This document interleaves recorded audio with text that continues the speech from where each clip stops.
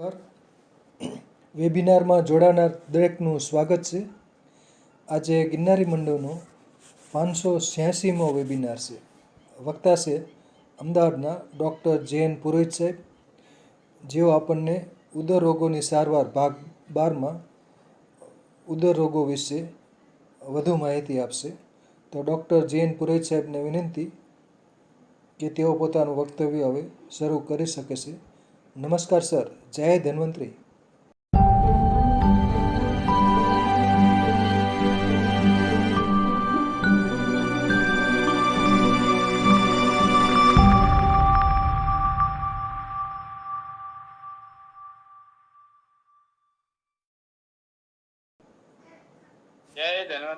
જય ધન્વંતરી સાહેબ, ખૂબ ખૂબ આભાર આપનો. રેગ્યુલર દર વખતે કહીએ એટલે ખાલી કેવા ખાતર નથી, પણ ખૂબ મોટી સેવા છે આપની. હર પલ છેલ્લા સમયમાં પણ યાદી અપાવવી કે ભાઈ આજે વેબિનાર છે.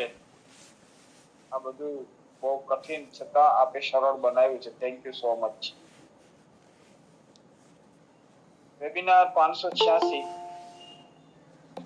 અધ્યાય 12 એટલે ભાગ 12.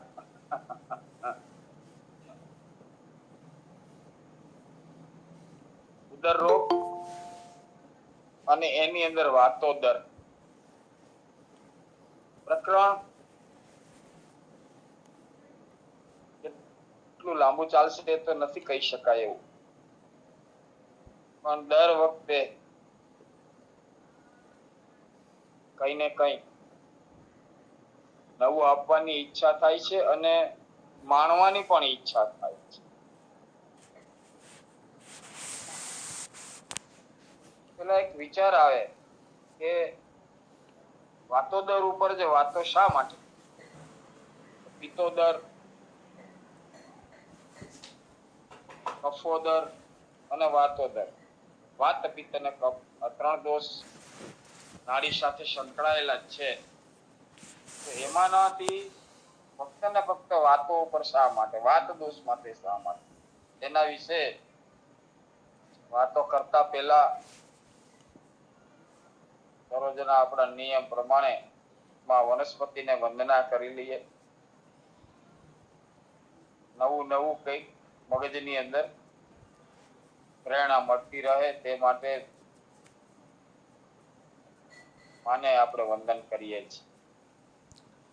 કોઈ પણ સબ્જેક્ટ હોય, બોડી એનાટોમી, ફિઝિયોલોજી હોય, અંતે તો વનસ્પતિ શાસ્ત્ર એટલે કે વનસ્પતિના આશરે જ આપણે જતા હોઈએ છીએ. તો અને બીજો મોટું બેનિફિટ એ છે કે વનસ્પતિ ના ઉપયોગોથી ઘણા પેશન્ટ એવું કહેતા હોય છે સારું ન થાય તો કઈ નહીં, પણ નુકસાન તો નહીં જ કરે આયુર્વેદ, એટલો પેશન્ટને વિશ્વાસ હોય. સારું થાય જ છે, રોગ સાધ્ય, કષ્ટ સાધ્ય, અસાધ્ય એ પ્રમાણે, અને 100માંથી 100 ને સારું પણ ન થતું હોય. ઘણા લોકોને એવું પણ થતું હોય કે ભાઈ પુરોહિત સાહેબની દવા લીધી પણ સારું ન થયું, ન પણ થતું હોય. છતાં પણ આ વનસ્પતિ બધાને નિરોગી રાખે. અને આજે પણ આજનો દિવસ ધૂળેટીનો દિવસ, હોલિકા દહનના બીજો દિવસ, આજે સાદા કલરથી, કેસુડાના ફૂલથી નાવાનું ખૂબ જ મહત્વ છે. ચર્મ રોગથી બચી શકાય છે, મન પ્રફુલ્લિત થાય છે. અને હવે તો આપણે સુવિધાઓ પુષ્કળ છે. દરરોજને માટે ગરમ પાણીના સાધનો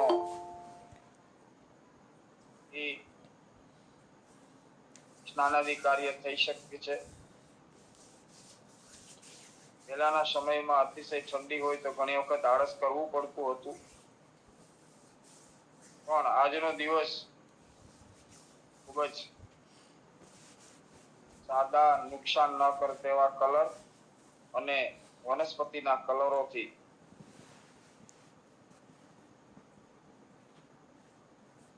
ધૂળેટીને ઉજવવામાં આવે. ધૂળિયા કલર, ધૂળમાંથી બનેલા ધૂળિયા કલર, જેને ડાયરેક્ટ બેઝ કહેવામાં આવે. ડાયરેક્ટ બેઝના જેટલા કલર હોય ને ધૂળમાંથી જ બનતા હોય છે. એને આપણે કાચા કલર પણ કહેતા હોય છે. પણ એ તો આવું એટલું બધું ઘણું એમાં તો પેલું આવી ગયું. પણ આપણે તો ધૂળની અંદરથી બનેલા હોય એવા કલરથી અને કેસુડાથી ખૂબ સ્નાન કરી શરીરને દેહ શુદ્ધિ કરવાનો દિવસ એટલે ધૂળેટી. બીજી રીતે એમાં બહુ ઇન્ટર નથી થતો. ઓમ આયુર્વેદાય નમઃ.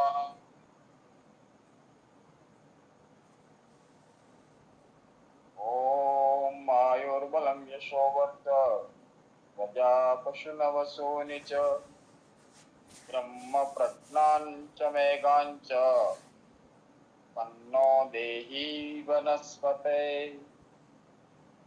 તન્નો દેહી વનસ્પતયે. ઓમ શાંતિ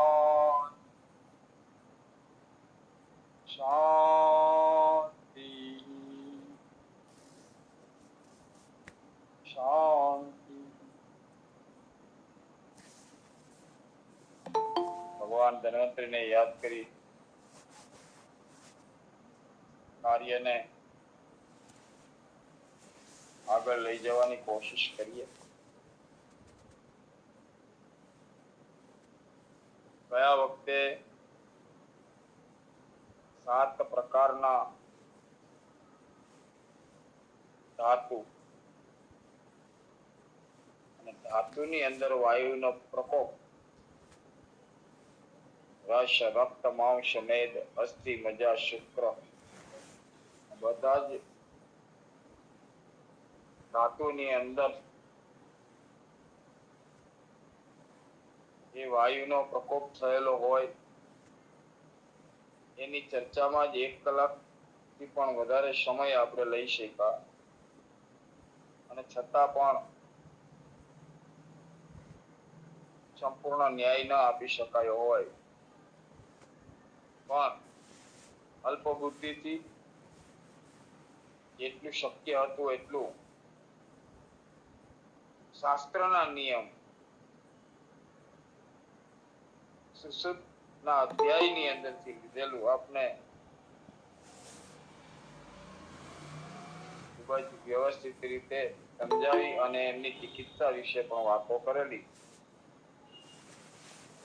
તો ઘણી વખત વિચાર આવે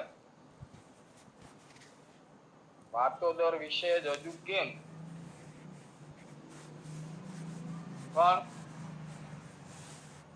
જેમ શાસ્ત્રમાં 80 પ્રકારના નાના મગ્ધ રોગો વાયુના 40 નાનાત્મક રોગો પિત્તના અને કફના 20 વિકારોનું વર્ણન છે. આવી વ્યવસ્થા જો હોય તો પછી વાત વ્યાધિની જેમ પિત્ત અને કફ વ્યાધિઓ ઉપર પણ જુદું પ્રકરણ કેમ ના લખ્યું? આ આપણને એક વિચાર આવે. અને લખ્યું નથી એટલે લખ્યું છે, નથી લખ્યું એવું નથી. ઋષિ મુનિઓએ તો કંઈ બાકી નથી રાખ્યું. પણ એ સંક્ષિપ્તમાં છે. સંક્ષિપ્તમાં એટલા માટે છે કે પિત્ત અને કફ તેના ઉત્તરમાં રક્ષિતજી કહે છે કે પિત્ત અને કફ પાંગડા છે.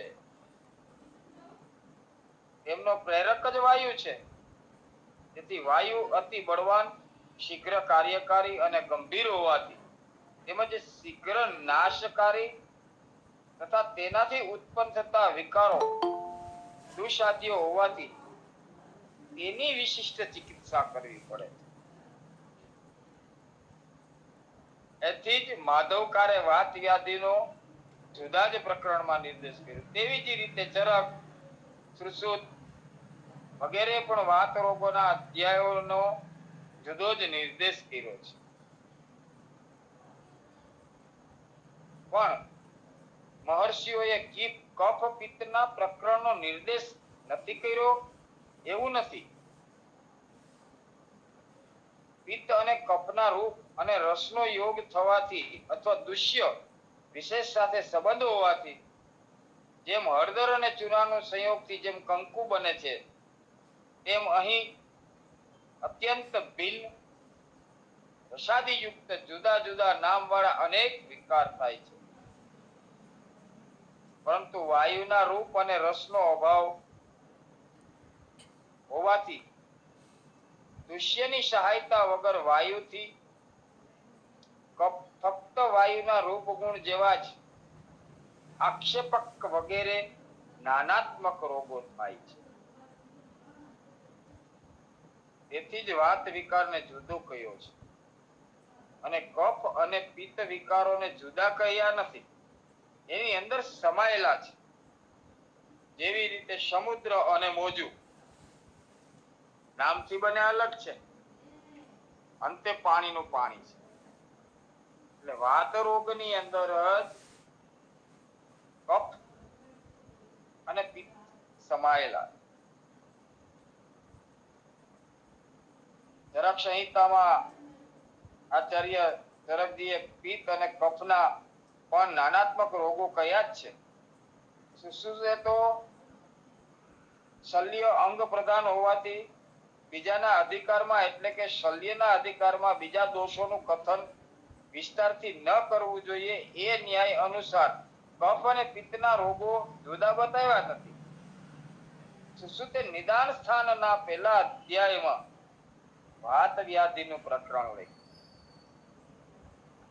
અને માધવકારે નિદાનનો ઘણો ખરો ભાગ સુશ્રુત પ્રમાણે લીધો છે. ચરકે તે પ્રમાણે ઘણી જગ્યાએ ન પણ કહ્યું.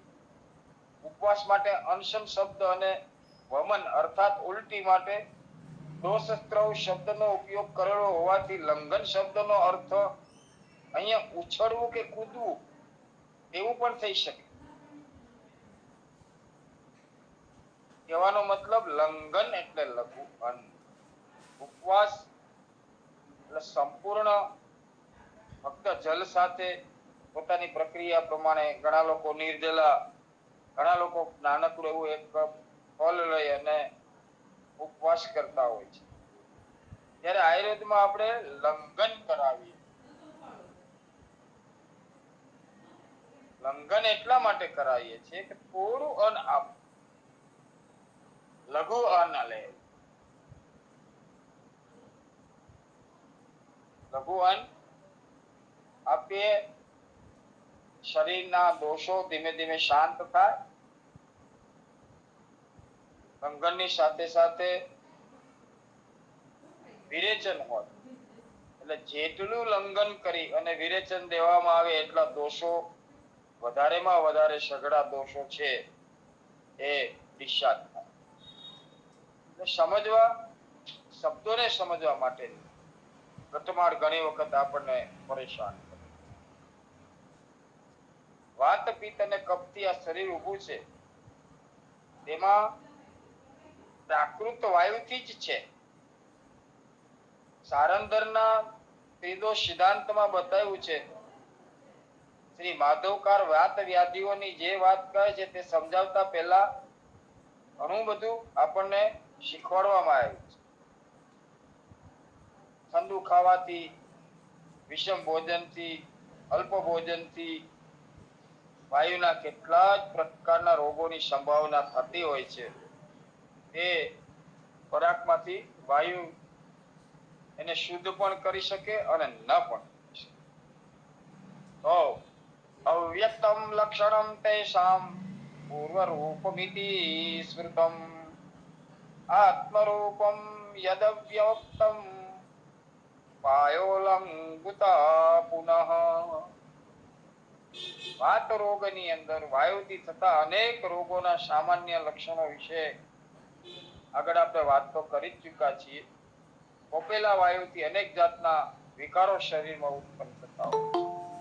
અને છેલ્લા સ્થાન ઉપર આપણે આવીએ તો આપણા મુખ્ય શબ્દો એટલે કે આપણે વાતોદર, યકૃતોદર, પિત્તોદર, આની ઉપર જ જે 8 પ્રકારના આપણા ઉદર રોગો બતાવ્યા છે તેમાં જ પાછા છેલ્લે તો આપણે જતા હોઈએ છીએ.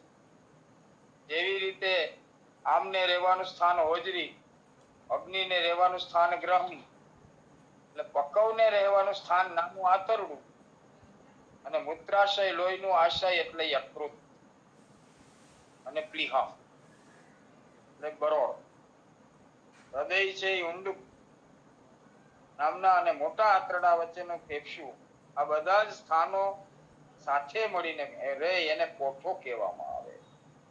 અને કોઠાની અંદર જ આપણા 8 પ્રકારના ઉદર રોગનો સમાવેશ થાય.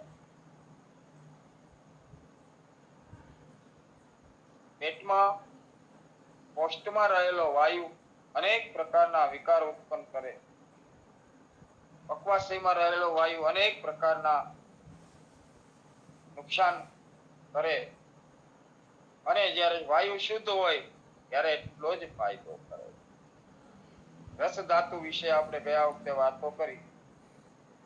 સ્વગૃષા વ્યુક્તિતા સુપ્તા કૃષા કૃષ્ણા ચતુર્દતે આત્યંતે સર્ગાચ પર્વરૂક સ્વગતે નિલે. રસ ધાતુ ના વાયુના લક્ષણની અંદર એક એક વાયુ, રસમાં વાયુ રહેલો હોય તો એ કેવો હોય એના વિશે આપણે વાતો કરી કે જેમ રસમાં રહેલો વાયુ ચામડીમાં જાય તો ચામડી સૂકી થાય, ચામડી ફાટે, ચામડી બહેર મારી જાય, પાતળી અને કાળી થાય, કાંટાની જેમ પીચા કરે. આવા ઘણા બધા લક્ષણો એની અંદર થતા હોય અને એની ટ્રીટમેન્ટ પણ આપણે ગયા વખતે વાતો કરેલી. જેમાં લાસ્ટ આપણે શુક્રગત વાયુના લક્ષણો વિશે પણ વાત કરેલી. તો શિરાગત તથા સ્નાયુગત વાયુના લક્ષણ એ કેવા હોય છે એના વિશે આજે આપણે વાતો કરશું. સંધિગત વાયુની વિશે વાતો કરશું અને પિત્ત તથા કફથી ઘેરાયેલા પ્રાણાદિક વાયુના લક્ષણો વિશે પણ આજના દિવસે આપણે થોડી વાતો કરશું. કોપેલો વાયુ શિરાઓમાં રહેલો હોય તો આખા અંગમાં શૂળ ફૂટે છે અને શિરાઓમાં સંકોચાય છે તથા ત્યારે ચામડી જાડી થઈ જાય, નસો જાડી થઈ જાય છે. કુપિત થયેલો વાયુ સ્નાયુમાં પ્રસરતા તે સર્વાંગના એકાંગના રોગો તથા આંતર્યામ, બાહ્યારામ, ખલી અને કુબડાપણાને ઉત્પન્ન કરતો હોય છે. જ્યારે સંધિગત વાયુ અંતિ સંધિગતમ સંધિનઃ શૂલશોથ કરોતિ ચ. કુપિત થયેલો વાયુ સાંધાઓમાં ફેલાતા હાડકાના બધા સાંધાઓમાં છૂટા પાડી નાખે છે અને એની અંદર પણ એક પ્રકારનું શૂળ ઉત્પન્ન કરતો વાયુ હોય છે. અને એની અંદર આપણે વાતોદરના જે દર વખતે વાત કરી છે તે 5 મુખ્ય વાયુઓ જવાબદાર હોય છે. પ્રાણવાયુ, ઉદાન વાયુ, સમાન વાયુ, વ્યાન વાયુ અને અપાન વાયુ. આ 5 વાયુ માંથી 80 પ્રકારના રોગો ઉત્પન્ન થયા. તેમાંનું પહેલું એટલે આક્ષેપક વાયુ. તો આક્ષેપક વાયુના લક્ષણો કેવા હોય? વિકારયુક્ત થયેલો વાયુ જ્યારે શરીરમાંની બધી જ આર્ટરીઓમાં પ્રવેશ કરે છે ત્યારે વારંવાર અહીંથી ત્યાં ફરતો એ વાયુ શરીરમાં ઘડી ઘડીએ ખેંચતાણ ઉત્પન્ન કરે છે. આપણે ઘણી વખત કહેતા હોય છે લખલખું આવી ગયું, શરીરની અંદર એક ઝટકો આવતો હોય એવું આપણને ફીલ થતું હોય છે. અને કન્વલ્ઝન, જે ખાસ કરીને નાના બાળકમાં જોવા મળતો રોગ છે, આ રોગમાં આંચકી આવવી અથવા તો આક્ષેપક નામથી ઓળખાય છે, આંચકીથી પણ ઓળખાય છે. એ જ આક્ષેપક. આક્ષેપકને આંચકીના રૂપમાં આપણે વાત કરીએ તો આપણે બધાને ખબર પડે કે આંચકી એટલે કન્વલ્ઝન એક જાતની ખેંચાવું, શરીરનું ખેંચાવું. પણ મૂળભૂત સિદ્ધાંતોમાં આપણે એને આક્ષેપક વાયુ કહી શકાય. યદા તુ ધમ્ની સર્વા કુપિતોસ્મ્યેતિ મે મારુતઃ તદા અક્ષિત્યાશુ નૃહુમ મર્દેહમુસ્વરમ. કેટલો સરસ આક્ષેપક શબ્દ પેલાના કાળની અંદરના વપરાયો. એનાથી પછીનો શબ્દ આવ્યો આંચકી અને આપણે એને ઇંગ્લિશમાં કન્વલ્ઝન કહેવામાં આવે. તો આક્ષેપક સામાન્ય લક્ષણ કેવી રીતનું હોય? તો એના ઉપર નીચે અને આડી એમ 3 માર્ગોમાં ગયેલી ધમનીમાં વાયુ પ્રવેશ કરે છે. એટલે આપણી આર્ટરીમાં આક્ષપતિ એટલે કે જેવી રીતે હાથી ઉપર બેઠેલા પુરુષના અવયવો જેમ હાથી ચાલે તેમ દેહ ચલાયમાન થાય, એ જ રીતે ઊંટ ઉપર બેઠા હોય, ઘોડા ઉપર બેઠા હોય તો આપણા શરીરના તમામ ટર્નિંગ અલગ અલગ રીતે હોય છે. તેવી જ રીતે વાયુની ગતિ પણ આક્ષેપક વાયુની ગતિ ચંદ્રિકા આકારથી વિશેષ રીતે હોજરી અને ગ્રહણી, પક્વાશય, મૂત્રાશય, પ્લીહા, હૃદય અને ફેફસું આ બધા સ્થાનની બહારના ભાગમાં આક્ષેપક કરે છે અને તે ચંદ્રિકાકાર ઉપર થઈ અને એ સ્થાનનું ગાંભીર્ય આક્ષેપમાં એટલું બધું હોય છે કે તેનાથી આરંભ કરીને વાયુ બહાર જવાને શક્તિમાન થતો નથી. એટલે જ એને અપતંત્ર અને અપતાનક નામથી આક્ષેપની બે વ્યવસ્થાઓ આપણને કહેવામાં આવી.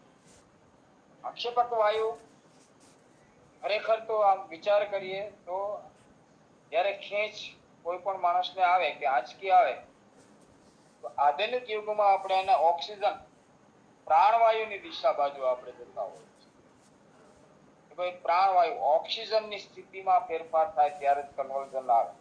તો મગજને ઓક્સિજન નથી મળતો એટલે કન્વર્ઝન ના આવે. મગજને ઓક્સિજન ન મળે ત્યારે મગજ શૂન્ય થવા લાગે અને માણસને ખેંચ આવે. બીજા ત્રણ કન્વર્ઝન, એપિલેપ્સી અને હિસ્ટેરિયા આ ત્રણેય રોગો આંચકી એટલે કે આક્ષેપકની સાથે 3 પ્રકારથી જોડાયેલા હોય છે. એટલે અપતાનક નામના રોગમાં દ્રષ્ટિ જડ થઈ અને રોગીની આસપાસના એને કોઈ પણ વસ્તુનો ભાન ન રહે. આપણે કહીએ ને હમણાં જ કહ્યું ને કે જે મગજને ઓક્સિજન ઓછું મળે એટલે બેભાન અવસ્થા જેવો માણસમાં, જે ખાસ કરીને એપિલેપ્સીમાં માણસને ભાન રહેતું નથી અને એના ગળામાંથી કબૂતર જેવો અવાજ નીકળતો હોય છે અને એના કારણે મોઢામાંથી ફોમિંગ્સ નીકળે અને જેવું વ્યક્તિને ઓક્સિજન મળવા લાગે એટલે તરત જ માણસ પાછો સભાન અવસ્થામાં આવે અને પાછો ઊભો પણ થઈ શકે. પણ તેને ખ્યાલ આવી જતો હોય છે કે મને જે પ્રોબ્લેમ છે એવો પ્રોબ્લેમ થયેલો. એપિલેપ્સીના પેશન્ટને 3 સેકન્ડ અથવા તો શરૂઆતના હજી રોગ સંપૂર્ણપણે અસાધ્ય ન થયો હોય તો એને 1 કલાક પછી 10 મિનિટ પછી 5 મિનિટ પછી 2 મિનિટ પહેલા એમને ખ્યાલ આવી જ જતો હોય છે કે મને હવે એપિલેપ્સીને એટલે વાય આવશે. એટલે બને ત્યાં સુધી પોતે કોઈ સારી જગ્યા પકડવાની કોશિશ કરતા હોય છે અને એને કારણે તે આક્ષેપકમાંથી બચી શકતા હોય છે. અપતાનક રોગમાં અસાધ્યના લક્ષણો અપતાનક ગર્ભાશય સાથે પણ સંકળાયેલું છે અને આક્ષેપક પણ ગર્ભાશય સાથે સંકળાયેલું. તો આ વાયુ જ્યારે ગર્ભની અંદર પ્રસરે ત્યારે 3 મહિના સુધી જો હોય તો એબોર્શન એ પેપ્સ with has been the explant કહેવામાં આવે અને ગર્ભ બંધાયા પછી 6થા મહિને જે પાર્ટ થાય એને મિસકેરેજ કહેવામાં આવે. પેલું પ્રીમેચ્યોર થાય અને આ મિસકેરેજ થતું હોય છે. આની અંદર પણ આપણે સ્ત્રી પ્રકરણ હમણાં બેનના પેલા વેબિનાર ચાલુ જ છે તો એમાં પણ વાયુ જવાબદાર છે કસવાવડ થઈ જવી આપણે કહેતા હોય કસવાવડ થઈ તો કસવાવડ થઈ જવાના પ્રસંગમાં પણ અપતાનક રોગના અસાધ્ય લક્ષણો જ્યારે જોવા મળે ત્યારે ગર્ભપાત થાય. ગર્ભપાતમાં ઘણું લોહી વહી જવાના કારણથી અને શરીરમાં કોઈ ઠેકાણે લાકડી વગેરે લાગવાથી પણ અપતાનિક જેવો વ્યાધિ અસાધ્ય ક્યારે બને કે જ્યારે આંગળી કે કોઈ પણ વસ્તુનું નિશાન આપણા શરીર ઉપર થાય ત્યારે સમજવું કે અપતાનક છે એ અસાધ્ય એટલે કે હવે મટવાને લાયક આવો રોગ છે. પણ તેમાં પણ ખાસ કરીને આ વસ્તુ બહેનોમાં જોવા મળે.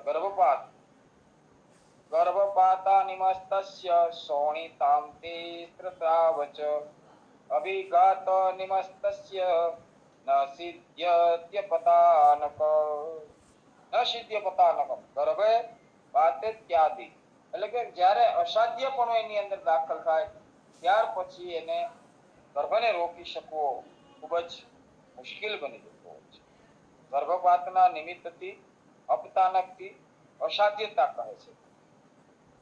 કફ અને પિત્તનો અનુબંધ વગેરે કારણોથી આક્ષેપક 4 પ્રકારનો, જેમ કે એક કફ અનુબંધન વાળા વાયુથી, બીજું પિત્તયુક્ત, ત્રીજું કેવળ વાયુથી અને ચોથું અભિઘાત એટલે કોઈ વસ્તુ વાગવાથી. અહીં ગર્ભપાત થવો અને ઘણું લોહી વહી જવું એ 2 કારણો કેવળ વાયુથી થયેલા સમજે.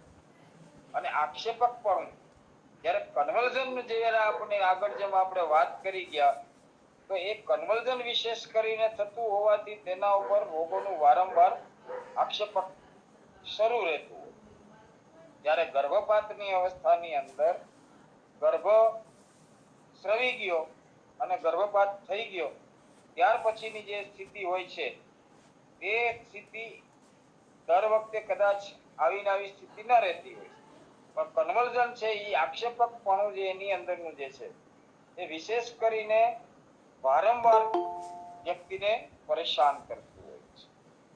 તો ઘણી વખત ગર્ભપાતની અંદર ઘણું બધું લોહી વહી જવાથી સ્ત્રીને શરીરની ખૂબ જ તંદુરસ્તી જોખમાઈ જતી હોય છે. બહેનો માટે ખૂબ જ અસહ્ય કાળ હોય છે. અને એટલે જ આપણામાં એક કહેવત છે કે 100 સુવાવડ સારી પણ એક કસવાવડ નહીં સારી.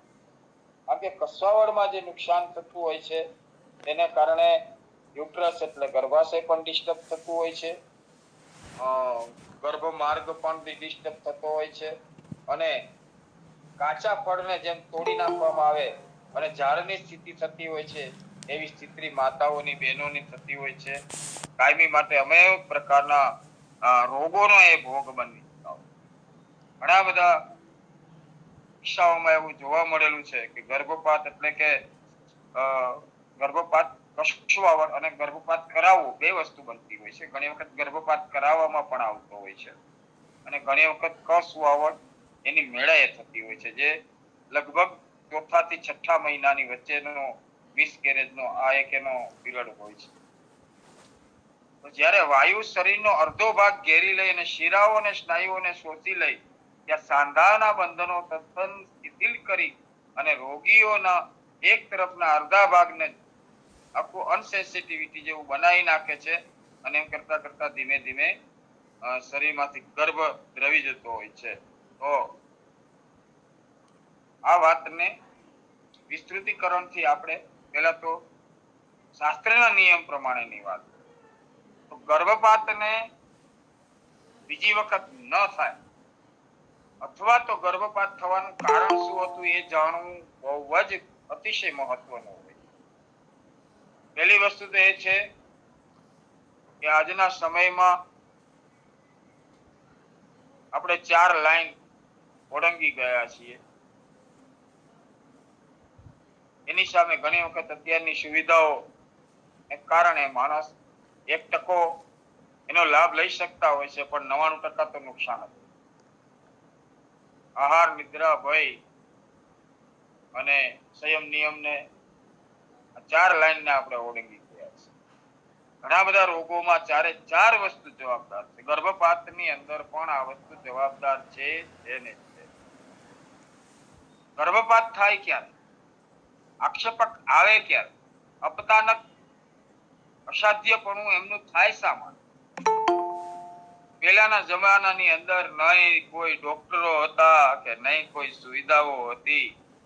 તે દિવસે આપણી માતાઓએ 7-7, 8-8 થી લઈને 12-12 ડિલિવરીઓ કરી અને છતાં પણ એમને કોઈ પ્રોબ્લેમ નથી આવ્યો. મારી મુખ્ય વાત આજની વાતોદરની સાથે જ છે, કારણ કે વાત ઉદરની અંદર જ માતાનું ગર્ભાશયની અંદર જ આશયોની અંદરનો એક વિષય છે. તો ઉદરની અંદર જ આશયો આવેલા છે. આશયો વિશે પણ આપણે વાત કરી ગયા છે. આપણામાં 7 અને સ્ત્રીઓમાં 10 આશય હોય છે. 2 સ્તનાશય ને ગર્ભાશય વધારાનું હોય છે. પણ આ બધાની અંદર આપણું જે ઉદર રોગ છે એ તો એની અંદર સંકળાયેલો છે નહીં. આજે આપણે ગર્ભાશય ઉપરની વાત આચાર્ય શ્રી માધવને વાંચ્યા તો એમાંથી એવું લાગ્યું કે આ પણ એક હમણાં સ્ત્રી રોગ ઉપરના વેબિનાર ચાલે છે, તો આની પણ આપણે થોડી ચર્ચા કરી. તો વિરુદ્ધ આહાર તાત્કાલિક કઈ નથી થતું ને. વિરુદ્ધ આહાર આજે ડુંગળીને દૂધ ખાય અને બીજે દિવસે આપણે એક લેક્ચર શરૂ કરી દઈએ, I can't believe it, onion and milk with ખાવાથી આવા પ્રકારના રોગો થાય છે, હું સખત રીતે માનતો નથી. તો એ શક્ય નથી. બોલવું સહેલું છે પણ એને સમજવું અઘરું.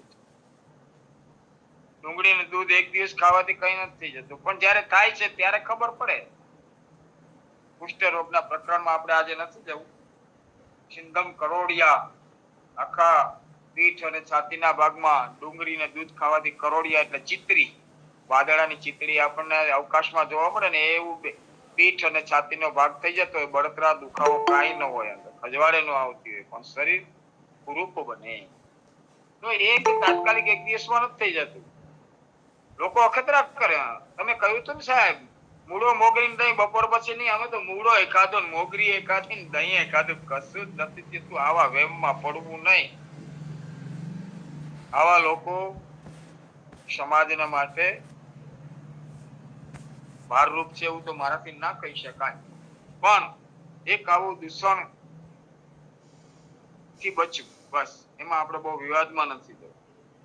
તો આહાર અપતાનક અને આક્ષેપક આ બંનેને ઉત્પન્ન કરવાના પિત્તના અનુબંધથી, કફના બંધથી અને વાતના બંધથી અનુબંધથી ત્રણેય પ્રકારથી આ વસ્તુ નિર્માણ થઈ શકે. અંતરાયારામ અને બાહ્યારામ બેયની અંદર, બાહ્યની અંદર અને આંતરિક શરીરની રચનાની અંદર પણ આક્ષેપક વાયુ ખૂબ જ આપણને નુકસાન કરતો વાયુ છે. તો વિરુદ્ધ આહારને કારણે આક્ષેપક વાયુ જ્યારે કોઠાની અંદર, કોઠાની આપણે આગળ વાત કરી ગયા છે એ પ્રમાણે કોઠાની અંદર જ્યારે આક્ષેપક વાયુ અપતાનક રૂપ ધારણ કરી અને શરીરની અંદર, ગર્ભાશયની અંદર જ્યારે પ્રવેશ કરે છે ત્યારે ગર્ભના મુખને ખોલી વાતાદી દોષોના કારણે ધીમે ધીમે બંધાયેલા ગર્ભને બહાર કાઢી નાખે. એનાથી બચવા માટે શું પ્રયોગો તો ઘણા બધા છે, પણ પહેલેથી કાળજી લેવી.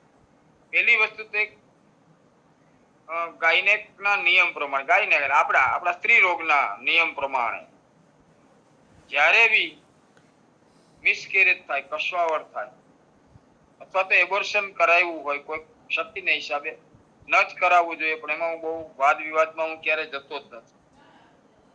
તો કસવાવડ પછી બને ત્યાં સુધી 8 મહિનાથી 10 મહિના અથવા તો 1 વર્ષ સુધી બીજું બાળકને રાખવાની કોશિશ જ ના કરવી. કારણ કે શરીરના જે દોષો, જે દોષને કારણે આ વાયુ ગર્ભાશયની અંદર ઘર કરી ગયો હોય અથવા તો આ વાયુ શરીરની અંદર રહેલો હોય, તો એ વાયુને કાયમી માટે થઈને પહેલા તો ધીમે એને વાયુને નેસ્ત નાબૂદ કરવાની પ્રક્રિયા, એટલે એને જીરો કરવો, મતલબ આપણી ભાષા. કારણ કે વાયુનો પ્રકોપ થવો, વાયુ ક્ષીણ થવો અને વાયુનું શમન થવું, આ ત્રણેય વસ્તુ અલગ છે. અહીંયા મુખ્યત્વે વાયુનું શમન જવાબદાર. ઘણા લોકો ક્યુરિટિંગ કરાવે છે તો પેટનો ભાગ વધી જતો હોય છે. ક્યુરિટિંગમાં શું હોય છે? એક પ્રકારનું ગ્લિસરીન અંદર છોડી અને અંદરના કચરાને બહાર કાઢવાની પ્રક્રિયા થતી હોય છે. તેમાં પણ એટલે જે અંદર ગેસ ગયેલો હોય, એ ગેસ ગર્ભાશયની અંદરથી રહી ગયેલો હોય અને એ ગેસના કારણે પેટનો ભાગ ઘણી વખત ખુલી જતો હોય અને બીજી વખત બાળક રાખવામાં તકલીફ પડતી હોય. ત્યાં પણ જવાબદાર તો વાયુ. પિત્તને કારણે પણ ગર્ભસ્રાવી જતો હોય, આવા દાખલા જોયેલા છે. પણ મુખ્યત્વે વાયુ, જ્યારે વાયુ કુપિત બને છે ત્યારે જ આવા રોગો પણ એમાં જવાબદાર હોય છે. એટલે જ આજે આપણે થોડું ગર્ભ પ્રકરણ ઉપર ગયા છે 7 ધાતુ પછી. તો વાયુનું શમન કોણ કરે? એક તો આપણા શરીરે કાયમી માટે મહેનત માગી છે. અને આપણે કાયમી માટે મહેનતથી દૂર રહેવાની કોશિશ કરી. શરીર જાડા થયા છે પણ નરવાઈ ગઈ. દેશી ભાષામાં જો આપણે વાત કરીએ, શરીરની અંદરની નિરોગીતા હતી ગઈ. શરીર ફૂલ્યા, શરીર જાડા થયા. બહુ સરસ એક વૈદ્ય વાત કરી હતી. આચાર્યશ્રીને પ્રણામ કરું છું આજે. મને કે પુરોહિત સાહેબ, કોઈને લાકડી મારી હોય ને સોજો આવ્યો હોય તો એવું નહીં સમજવાનું કે નિરોગીતા વધી છે. માણસ નર્વો થયો છે એવું નહીં સમજ. મારને કારણે સોજો આવ્યો છે. ને અત્યારે આવતા 80% પેશન્ટની અંદર આ પ્રોબ્લેમ છે. મારી પાસે એક પાસે જ નહીં, અનેક વૈદ્યો પાસે જતા હોય કે ડોક્ટરો પાસે જતા હોય. સ્વેલિંગ હોય ને હોય, સોજાઓ શરીર ઉપર હોય છે. સોજા આવવા પાછળનું જવાબદાર વિરુદ્ધ આહાર અને વાયુને કારણે શરીરનું ફૂલવું. શરીર જેટલું ફૂલે એટલું સોજાનું પ્રમાણ વધે અને એમાંથી અનેક પ્રકારના રોગો. આજે ગર્ભિણી બહેનો એટલે કે પ્રેગ્નેન્ટ બહેનોને 6થા મહિના પછી ઘી નથી આપી શકાતું. 7મો 8મો તો ઠીક છે, 8મા મહિના પછી તો આયુર્વેદ શાસ્ત્રમાં પણ કહ્યું છે કે સમજણપૂર્વક ઘી લેવું. માફક હોય તો લેવું, નહીં તો ન લેવું. પણ અત્યારે તો 5મા મહિને 6થા મહિને ડોક્ટરોનું એડવાઇસ થઈ જ જાય, ઘી દૂધ નહીં લેતા, નહીં તો પગ ઉપર સોજા આવશે ને બ્લડ પ્રેશર હાઈ થશે. પછી એ બ્લડ પ્રેશર 8મા મહિને એનાથી વધારે થશે અને 9મા મહિને બ્લડ પ્રેશરને કારણે તમારે સીઝર કરાવવું જ પડશે. ક્યાં પહોંચ્યો સમાજ ને ક્યાં પહોંચ્યા? દૂધ અને ઘી એટલે બાળકનું બંધારણ. દૂધ અને ઘી એટલે માતા જ્યારે સગર્ભા હોય ત્યારે એના શરીરને રક્ષણ કરતા પોષક તત્વ આપણે નથી લઈ શકતા. આપણે કેટલા હીન કક્ષા ઉપર આપણા શરીરો બની ગયા છે. બેનો માફ કરે, દીકરીઓ, બેનો, માતાઓ. પણ જ્યારે પ્રાઇમરી પારા ફર્સ્ટ ડિલિવરી હોય, બેસી ના રહો. હા, 1,00,000 બહેનોમાંથી એક બેનને એવો કિસ્સો બનેલો હોય કે ગર્ભાશય નીચું આવવાને કારણે અથવા તો ગર્ભાશયનું મુખ ખુલી જવાથી એમને મિસકેરેજ થયું હોય, અસ્વાવર થઈ ગયું હોય, 5મા મહિને 4થે મહિને પ્રીમેચ્યોર પણ થઈ ગયું હોય. પણ એક બેનને આવું થયું એટલે બધા જ બહેનોને આવું થાય એવું માની લેવું જરૂરી નથી. આપણા સમાજમાં આજે મોટામાં મોટી જો ક્ષતિ હોય તો આ એક જ વસ્તુ ઉપર નહીં. એક વ્યક્તિને હાર્ટ એટેક આવે એટલે બધા જ હાર્ટ એટેક બાજુ ઢળી જશે. નાની ઉંમરના એટેક વાળા હમણાં ઘણા કિસ્સા બન્યા. રંજ થાય છે, દુઃખ થાય છે કે આ એક અઘટિત ઘટનાઓ છે. પણ એના કારણે કઈ 1 કરોડ યુવાનોની અંદર આ એટેક ન આવે. એના જેવી જ પ્રક્રિયા એ કરતા જ હોય છે. આવવાનું કારણ બીજું. વિરુદ્ધ આહાર, વ્યાયામનો અભાવ. બહેનોને ખાસ પ્રાઇમરી પારા એટલે દીકરી હોય કે વહુ હોય, એને બને ત્યાં સુધી તમે કામ બંધ કરાવશો નહીં. બને ત્યાં સુધી એને ઐશો આરામ જ નહીં કરાવો. જો તમે તમારી આગલી પેઢી તંદુરસ્ત ઈચ્છતા હોય તો. વધારે પડતા આરામને કારણે ગર્ભાશયની દિવાલો શિથિલ થઈને પણ ગર્ભપાત, જેમાં આપણે જે વાયુ વિશે વાત કરી રહ્યા છીએ ને, એ થઈ શકે છે. તો એની અંદર ની વાતની જો વિચાર કરીએ તો જ્યારે પહેલી વખત જ્યારે મિસકેરેજ થયેલું હોય ત્યારે આહાર નિદ્રા પછીનો શબ્દ ભય.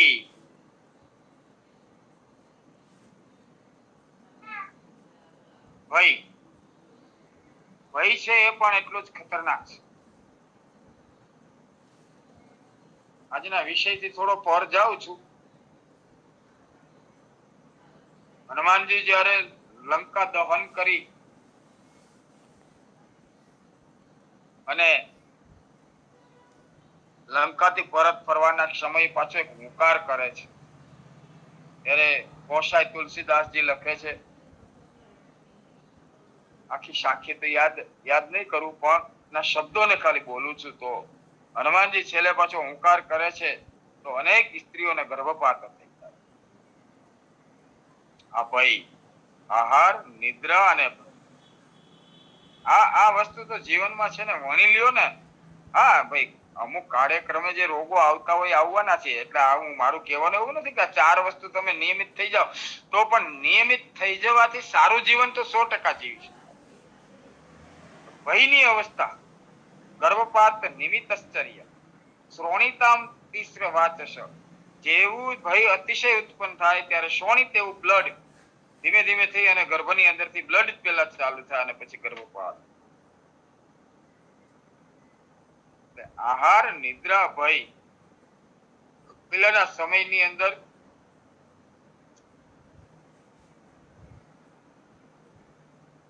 સારા દિવસોના સમાચાર 4.5 મહિને જ અપાતા, ઘણા બધા કારણો. પછી એક એવી માન્યતા હતી કે વધારે વાત ચગડોળે ચડે, કોઈની નજર પડે એટલે ગર્ભપાત થઈ જાય. અને કોઈને 1-2 વખત આવું બનેલું પણ હોય. બીજું કારણ એ હતું અજ્ઞાન સમાજની અજ્ઞાનતા. બહુ નથી જવું એમાં, પણ એક બેન હોય, મોટા હોય, જેઠાણી હોય ને એમને સંતાન ન હોય ને દેરાણીને જો સારા દિવસો હોય તે જોઈ ન શકાય. આવી અજ્ઞાનતાઓ પહેલાના સમયમાં હતી. અત્યારે તો ખુશ થાય કે કઈ નહીં, અમારો વંશ વેલો આવી રહ્યો છે, ત્યારે એને ગર્ભને પાડી નાખવાની કોશિશ. એટલે 4.5 મહિને બધાને ખ્યાલ આવે પેટ ઉપરથી કે દીકરી અથવા વહુ કે એને ઘેરે આવે તો દીકરી આવે તો એને ખબર પડે. લગભગ આવે જ નહીં પહેલી વખતે તો એમ કે એમને સારા દિવસો છે. 4.5 મહિનાનો સમય થાય એટલે જીવ હંચરે, જીવ ગર્ભાશયની અંદર આવે. વિષય થોડોક ગર્ભાશયની ઉપર ગયો છું આજે. મૂળ તો ગર્ભાશય આવ્યું તો ઉદરની અંદર જ છે. તો ત્યારે જીવ હંચરી ગયો એટલે મર્યાદિત શબ્દોમાં કહું, સાસુ વહુનો ખાટલો સાથે જોડાય. આહાર, નિદ્રા, ભય અને સંયમ નિયમ. અને ત્યાર પછીના જે 6 મહિનાનો સમય હોય એ સાસુ લાલન પાલનની સાથે, પછી એમાં જે સામાજિક પ્રસંગો, સોલ સંસ્કાર, ઘણું બધું જે આવતું હોય તો આવતું જ રહે, પણ ત્યાં બ્રહ્મચર્યનું પાલન. બાળક શક્તિશાળી, બાળક હૃષ્ટપુષ્ટ. અત્યારનું વિજ્ઞાન જુદી રીતે માને છે. મર્યાદામાં રહીને કહું છું તો એ લોકો એવું જ કે છે કે ડોન્ટ બિલીવ, એવું કે બિલીવ કરવાની જરૂર નથી, એનાથી બાળકને કશું નથી થતું. પણ ક્ષીણતા તો 100% આવે છે. બાળકની અંદર ક્ષીણતા તો 100% આવે ને આવે. બીજું, તમારી વિચારધારા તમારા બાળકમાં આવે ને આવે. આ પ્રૂફ પણ પાછું મેડિકલ સાયન્સ જ આપેલું છે, મારું ઘરનું નથી. એ 7-8 મહિના સુધી સંયમ નિયમમાં ન રહેવામાં આવે તો એ બાળક છે પણ માનસિક રીતે એમના દ્રષ્ટિ છે એ વિકૃત બને ને બને. આવું પાછું વિજ્ઞાને સાબિત કર્યું છે. આપણા ધર્મએ તો આપણને બંધ મુઠ્ઠીની અંદર ઘણું બધું કહ્યું. એટલે 4 મહિના પછી બાળકમાં જીવ તો હંચરી ગયો. સ્પર્મ જે દિવસે વાય અને એક્સ બને ભેગા થઈ અને ગર્ભાશયની અંદર આવી અને જીવંત રહી ગયા ત્યારથી જ જીવ તો અંદર આવી. નહીતર એનું ડેવલપમેન્ટ કર્યું. પેલા એક કોષી પછી દ્વિકોષી બનીએ ત્યાં આપણી સાથે આપણા જીન્સ જીનેટિક અવસ્થાની એક કીટ જોઈન્ટ થાય. 6 મહિનો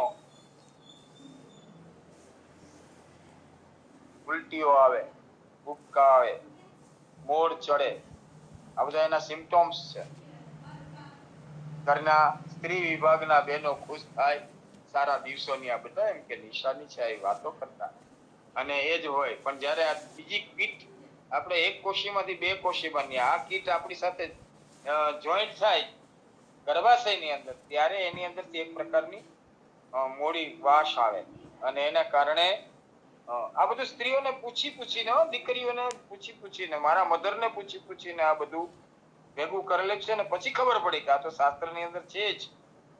એટલે મોડ આવે એટલે એને ઉલટી જેવું થાય. પછી ખબર પડી કે આ દ્વિકોષી બનીએ ત્યારે આપણા જીન્સ એની સાથે જોઈન્ટ. જીનેટિક રોગો વિશે માહિતી મળી એટલે તો આવું બધું આપણે સ્વીકારતા થયા. આપણે બધા પ્રાચીન કાળમાં તો આપણે દિવ્ય અને તેજસ્વી હતા અને આપણા ઋષિ પરંપરામાં કે ઈ એક એક અક્ષરને આપણે સ્વીકારતા હતા, પણ અત્યારે સ્વીકારતા પહેલા એનું વૈજ્ઞાનિક પ્રૂફ લોકો માંગતા હોય છે કે આવું તમે કઈ રીતે કહી શકો.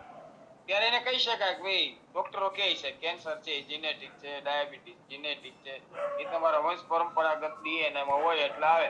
લોકો કીધું હા એ આવે એટલે હવે એ લોકો સ્વીકારતા. બાકી આજથી 50 વર્ષ પહેલા એમ કહેવામાં આવે કે આવું જીન્સથી હોઈ શકે તો તે દિવસે ડોક્ટરોને ખબર નહોતી, અને હોય તો એ સમાજને સમજાવી શકે એમ નહોતું. એટલે આપણે પણ કોઈને સમજાવવાની કોશિશ કરીએ તો હાસીને પાત્ર વૈદો ઠરતા હતા. આપણું શાસ્ત્ર તો જ્યારથી આ સૃષ્ટિ ઉપર માનવની રચના થઈ ત્યારથી એમને તો ખબર છે કા અને યા, કા યા એમાંથી કાયા બની, અને એ જ વાય અને એક્સ. જે ઋષિ પરંપરામાં અશોકભાઈ જાની સાહેબ હશે તો આપણને સમજાવશે. તો કહેવાનો મતલબ એ છે કે ગર્ભપાત થાય એ ગર્ભપાતની અંદર પણ વાતાદી દોષો જવાબદાર અને શરીર કૃશ થઈ જતું હોય છે. કૃશ થયા પછી શરીરને પાછું વ્યવસ્થિત કરવા માટે આપણી જૂની વાતો જ કરશું. આજે આપણે ગર્ભ પ્રકરણને જ પૂરું કરશું. તો કહેવાતું કે કસવાવડ થાય ત્યારે જૂની બાજરી ગોતવામાં આવે, જૂની બાજરીના રોટલા આપવામાં આવતા અને કળથીનું શાક. કળથી એક એવું સાબુ છે, શરીરનો સાબુ ન કહેવાય, આમ તો આ શબ્દ અઘટિત છે, પણ ગર્ભાશયની અંદર પડેલા તમામ કચરાને ધીમે ધીમે ધીમે ધીમે કળથી છે એક એવી વસ્તુ છે કે ગર્ભાશયને સાફ કરે, એને ધોઈ નાખવાનું કામ કરે.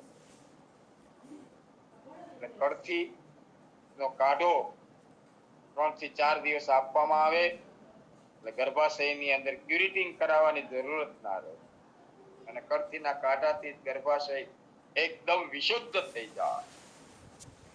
બાજરીનો રોટલો આપવામાં આવતો, તાંજળિયાની ભાજી છે, તુરિયાનું શાક અને સુવાની ભાજી છે, આવો જ ખોરાક અપાતો. પ્રસવના સમયે એ સમયે પણ આપણા સુસુતર કેટલી કાળજી લીધી હશે, કે કેટલી કાળજી લીધી હશે. પ્રસવના સમયે ઘી ન આપવું, કારણ કે ગર્ભને કુદરતી રીતે નહીં પણ બળાત્કારે ખુલવું પડ્યું છે. તેની અંદર સ્ક્રેચિસ હોય, તેની અંદર કઈ ને કઈ ઈજાઓ થયેલી હોય, એને આપણે વાત વિકાર કહેતા. ભાઈ વા ચડી જાય, વા ન ચડે એટલા માટે તેને કાળજીઓ લેવામાં આવતી. હળદરની સુવાની ધુમાડી આપવામાં આવતી. આ બધી પ્રક્રિયા તો હવે અત્યારના યુગમાં શક્ય નથી અને કોઈ સ્વીકારતું પણ નથી. તો વા ચડવો એટલે એની અંદર સોજો ઉત્પન્ન થઈ અને અંદર વાયરલ બેક્ટેરિયલ ઇન્ફેક્શન ન થાય એટલા માટે પ્રસૂતાને જન્મતાની સાથે ઘી આપી શકે, બાળકના જન્મ આપ્યા પછી. પણ કસવાવડમાં 15 દિવસ સુધી ઘીને ત્યાજ્ય ગણ્યું છે અને ત્યાર પછી એમને ઘી આપવામાં આવે. સુગ્ન વૈદો નાડી દ્વારા અથવા તો એને પૂછીને એનું નિદાન કરી અને બીજી વખત કસવાવડ ના થાય તેવા દ્રવ્યનો ઉપયોગ કરે. પ્રમાહાદિકનો દોષને દૂર કરે. ગર્ભાશયમાં ગરમી ખૂબ જ વધી ગઈ હોય તેવા શીતળ વસ્તુઓના પાઠ બનાવીને આપે. ગર્ભાશયના શુદ્ધિકરણ માટે દેવદારનો દીકવાત, 10 મોલારિસ્ટ, ખાસ આ 2 ક્વાથ આપવામાં આવતા. ગર્ભાશયની શુદ્ધિ થાય.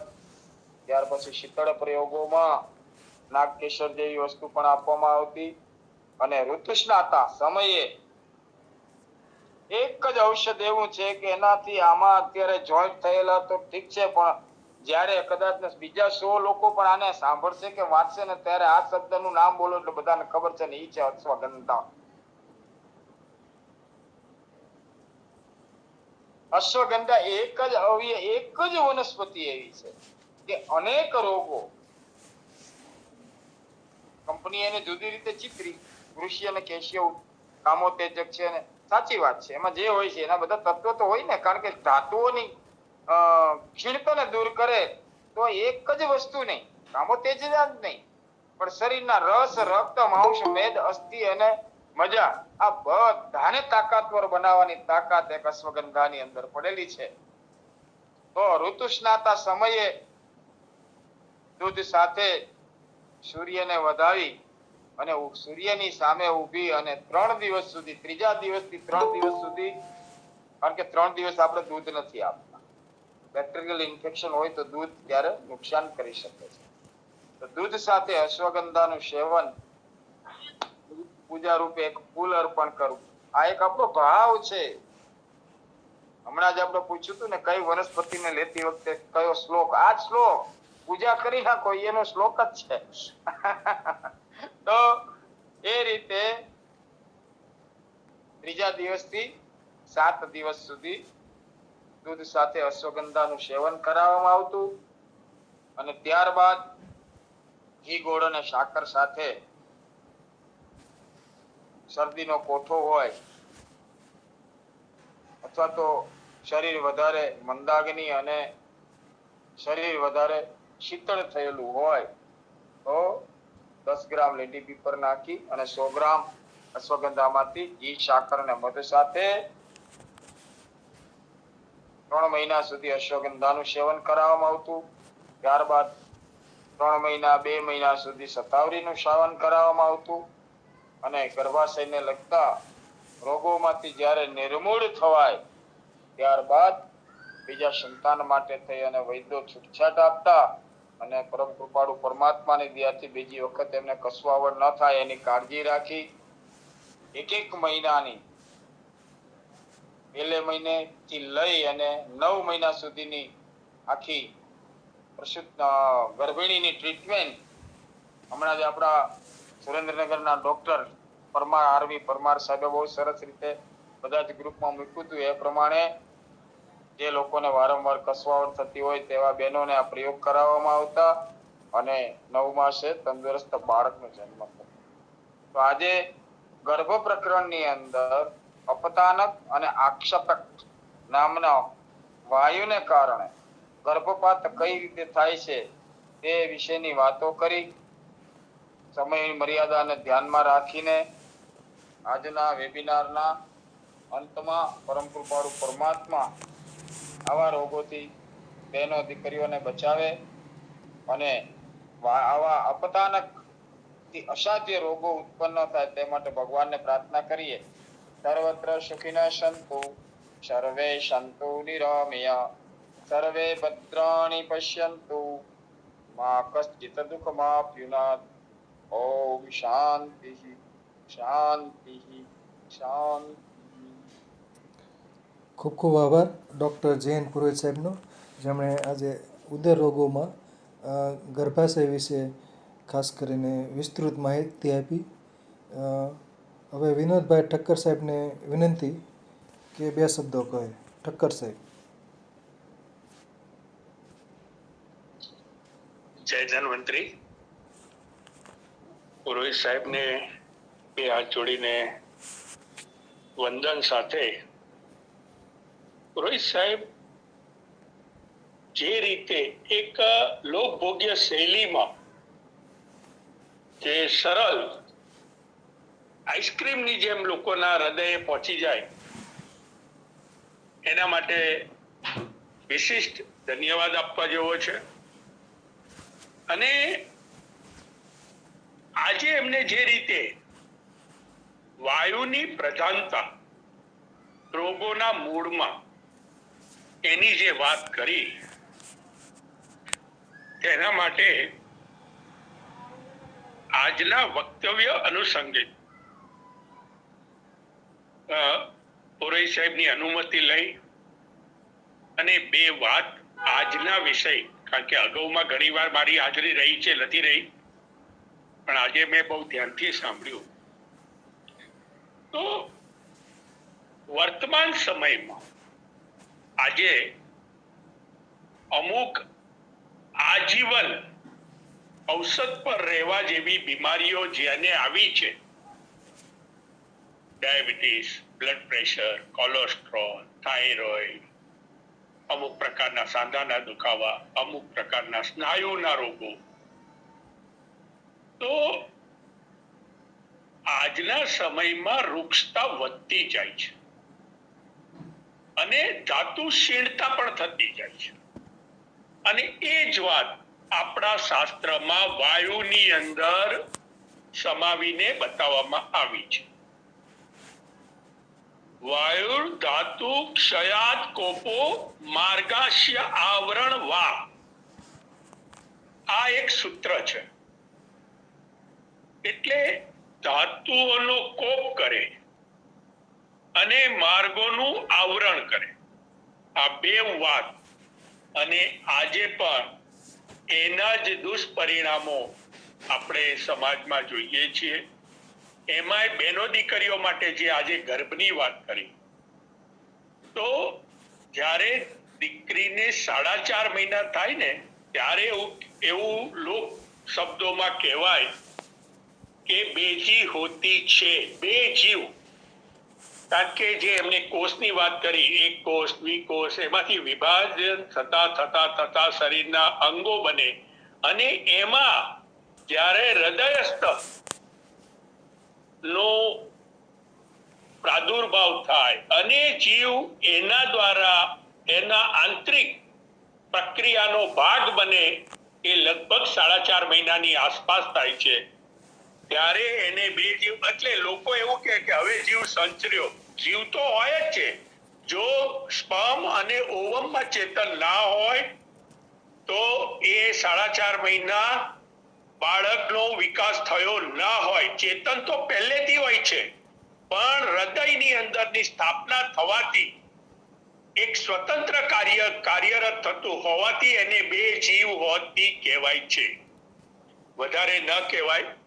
પણ આજના પ્રસંગને અનુરૂપ મને બહુ જ સારી રીતે આનંદ આવ્યો. એ વર્તમાન સમયની બહેનો દીકરીઓને ધ્યાનમાં રાખી અને જે સાહેબે વક્તવ્ય આપ્યું, આભાર સર. વિરમું છું. જય ધન્વંતરી. જય ધન્વંતરી, જય ધન્વંતરી. આભાર ઠક્કર સાહેબ. આભાર ડૉક્ટર જૈન પુરોહિત સાહેબ, સરસ માહિતી મળી. આભાર.